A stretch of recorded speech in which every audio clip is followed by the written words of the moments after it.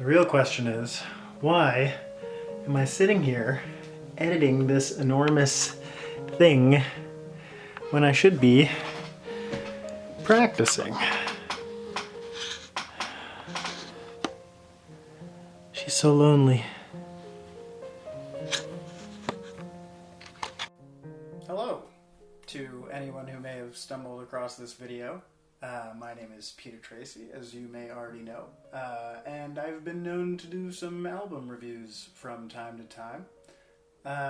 But after doing quite a few more traditional written reviews of new music releases, contemporary classical music releases, I thought I would try a new medium, video, which I hope will allow me to express my thoughts a little bit differently, talk a little bit more informally about the music that I enjoy, and maybe explore some new topics, some new territory.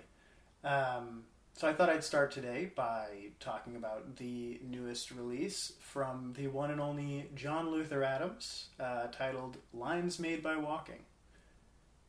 Many of you may already be familiar with John Luther Adams' work. He's definitely one of the most popular living composers out there today, sort of up there in terms of name recognition with the likes of Steve Reich and Caroline Shaw. He's well known for his larger scale works, like his Pulitzer Prize winning composition for full orchestra called Become Ocean.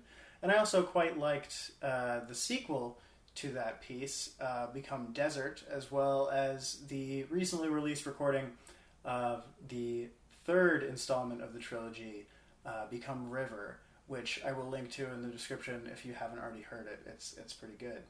But I actually find myself coming back to his smaller scale works a lot more than those pieces, particularly my personal favorite, Songbirdsongs, as well as At the Still Point, which is a collection of these sort of electronic ambient soundscapes, which I find really compelling.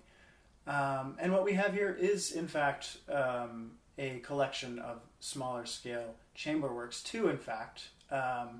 Lines Made by Walking consists of John Luther Adams' second and fifth compositions for string quartet, in this case performed by the Jack Quartet.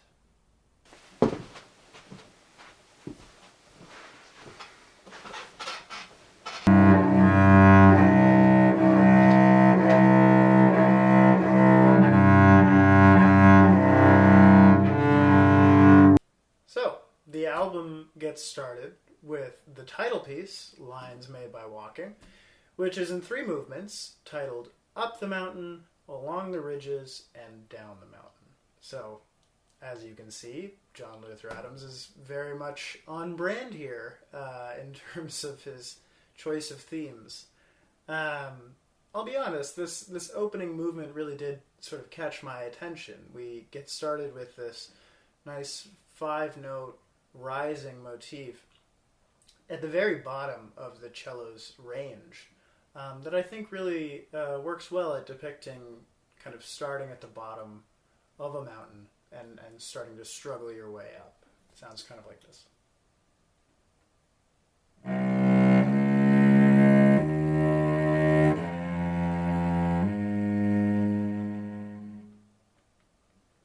This motif has a nice sort of Phrygian character to it. By that I mean the Phrygian mode, which is basically just the natural minor scale that we all know and love, but with a flat 2. So the second scale degree is here a D flat rather than a D. So a D flat rather than a D. So rather than we have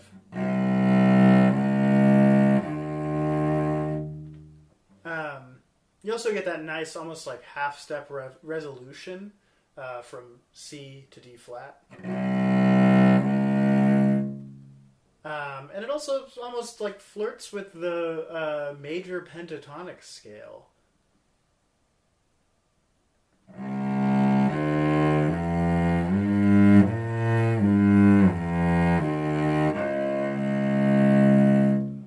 which gives it this nice consonance when everything sort of lines up. Because we do stick with this motif when the other players enter, but the trick is that John Luther Adams is taking these and putting this theme in different octaves, in overlapping lines, to create this really complex texture and a large and compelling sound with just 4 players. In fact, Adams started composing this piece by creating what he calls expansive harmonic fields made of tempo canons, which use more than 4 players. And he then traced pathways across them. This basically means that he originally took, for this movement, this ascending sort of Phrygian motif and set it off at different tempos all at once in many different lines to form a complex canon of interlocking harmonies. And you can still hear a lot of that in the finished product, I think. I also think the decision to create the individual parts of the players, of the members of the string quartet, not from just one line of these canons, but by tracing lines across the canons, he got a better result out of that than he would have by just taking one line in one tempo for each player. What we're left with is this feeling of sort of complex counterpoint that's really satisfying, but it doesn't have that sort of dryness that you might associate with that word. I think it works really beautifully.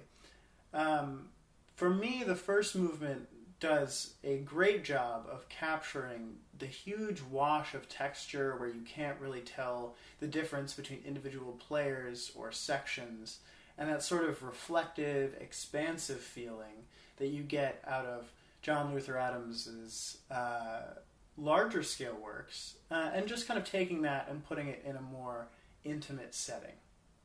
So this first movement just sort of seems to keep on rising, almost like an auditory illusion, like a shepherd tone or something like that. But in the second movement, called Along the Ridges, we start to get this same theme from the first movement, but now descending. So some members of the ensemble descend and some ascend with this theme. And this motif that we've been hearing throughout the first movement starts to take on a whole new character. The composite of this is more horizontal, more static, and I think that works really well at depicting sort of the feeling of being on a ridge, walking along a ridge on a mountain rather than climbing all the way up to the top.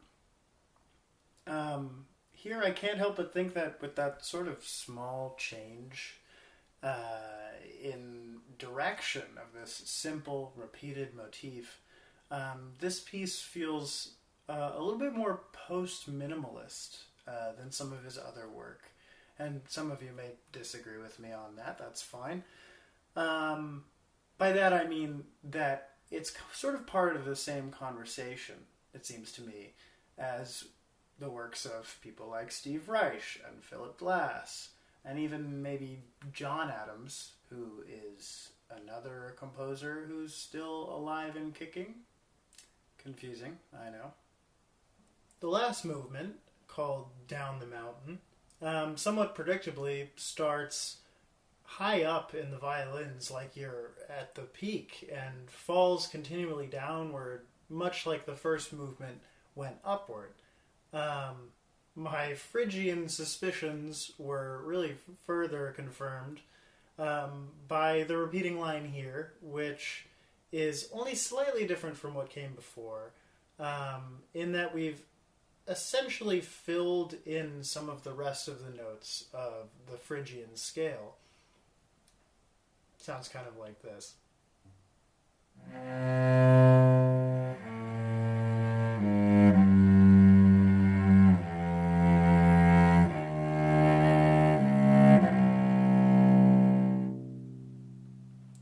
So there's a fuller feeling of the sadness of the natural minor scale here, which is also helped along by the fact that it's descending now.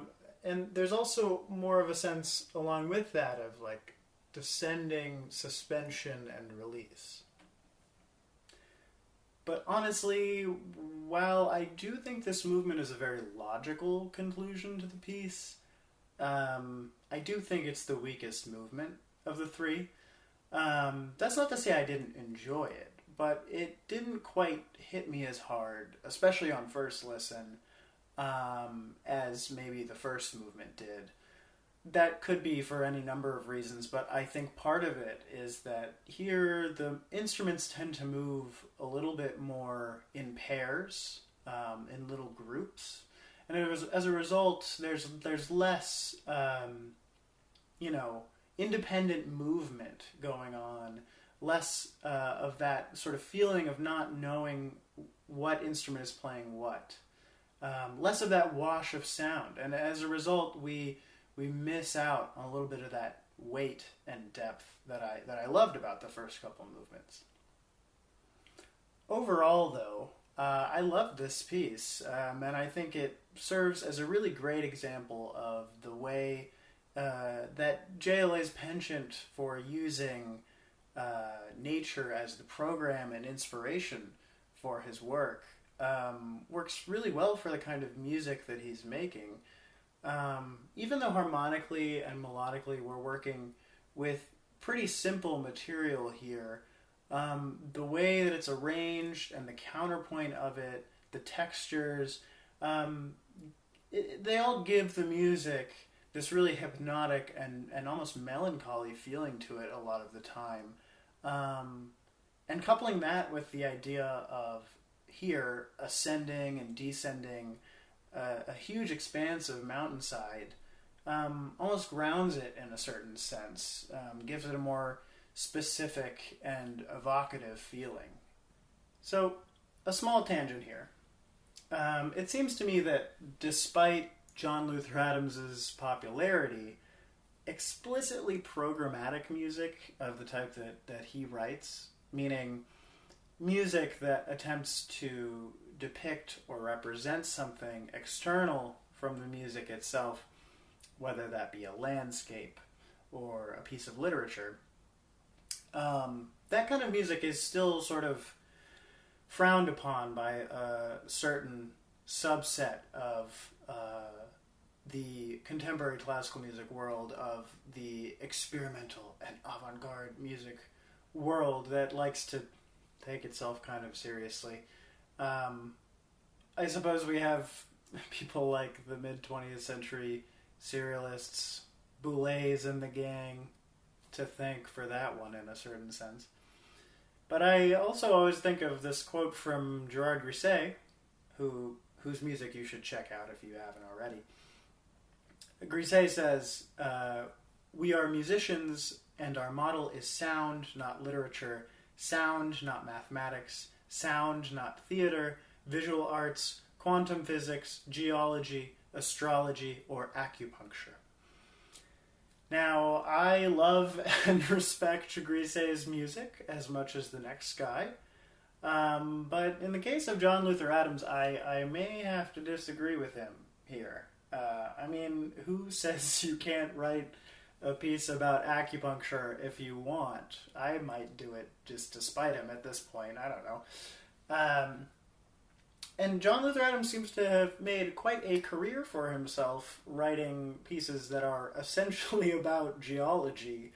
Who cares? Like, I like this stuff. And I think that the music really would lose a lot if it didn't have this connection to a program, this connection to the natural world, both in the compositional process itself and the inspiration for the pieces, but also in the movement titles and titles of works. I think they serve the music really well. I mention this mainly because I think the lack of this sort of program is actually part of what detracts from the second piece on the album, which is titled Untouched. Here we have another 3-movement string quartet. But this time the movements are titled rather simply Rising, Crossing, and Falling, which I think in themselves are perfectly fine and even rather evocative titles for movements, but I think this piece in particular could have used a bit more of that grounding effect of being able to, say, visualize a mountainside or an ocean. That's not to say that this piece doesn't have a bit of a program of its own, in John Luther Adams' own words. Quote, "I stood on the tundra holding a small Aeolian harp on top of my head, dancing with the wind, turning like a weather vane. Music seemed to flow out of the sky, across the strings, down through my body and into the earth. From that beginning, I've discovered a broad harmonic and melodic palette, derived from superimposing the harmonic series on itself at different intervals." That last sentence really does shine through in what you'll hear in all 3 movements of Untouched. The piece basically consists of harmonics like this,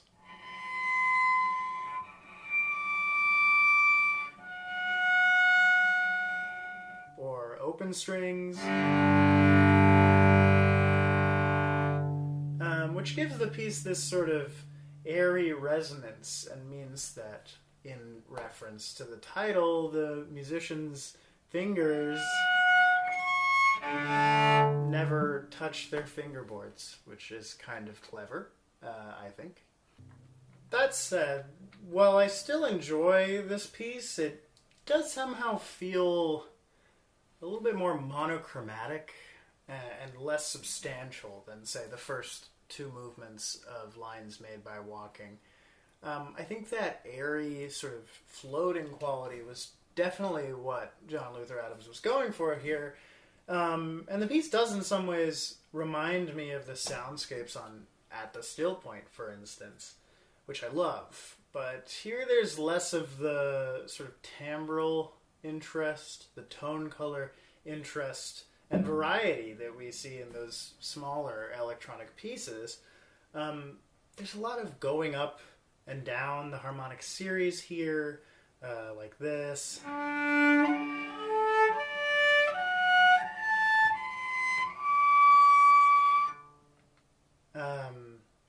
And a lot of high-pitched violin hocketing back and forth, with less clear variety between movements. And I think all of those things together make this piece get old faster in a way that Lines Made by Walking doesn't. That said, parts of it still work really well. It's still John Luther Adams at the helm, and he's a good composer, so we'll give him that. For instance, there are moments in the second movement, the crossing, where the resonance of it and the use of the harmonic series almost makes it sound like there's like a natural horn playing off stage somewhere. It's kind of a cool effect.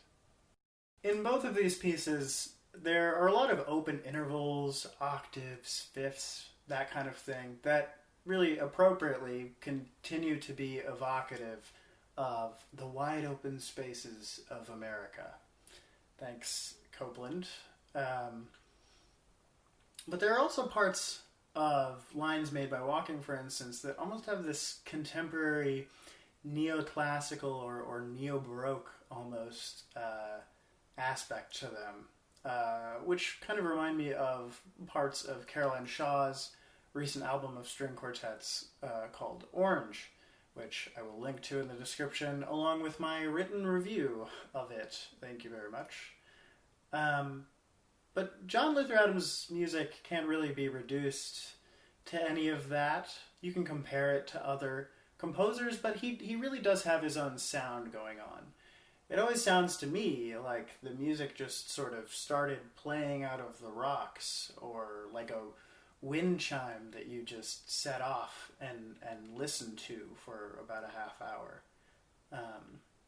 The feeling of being in a big hall, experiencing that sort of resonance with a group of people, is really special. So I'd recommend that you go see any of these pieces that I've mentioned live if you can, and when that's a thing again.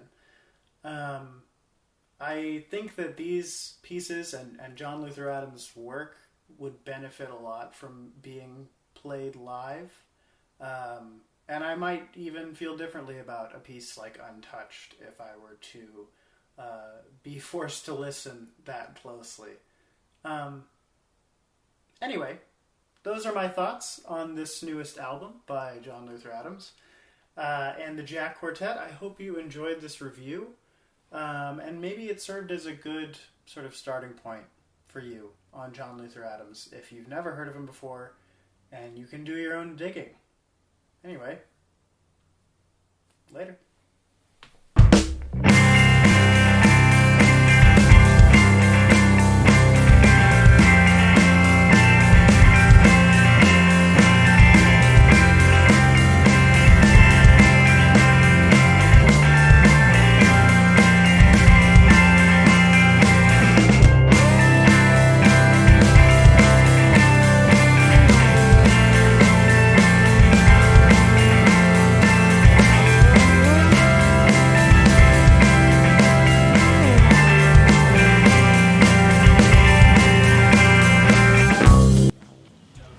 My neighbors are setting off fireworks for some unknown reason. It is mid-December. Anyway, thank you very much for watching this video again. Hopefully I'll have a much more concise review. Can you even see me? Probably not. Oh dear. Those crazy neighbors. Hopefully I'll have a more concise review of a piece by Kasim Naqvi out soon. Thanks for humoring this little experiment. Let me know what you liked about it, what you didn't like about it, if you know me. If you don't, you can feel free to call me a loser in the comments. Alright.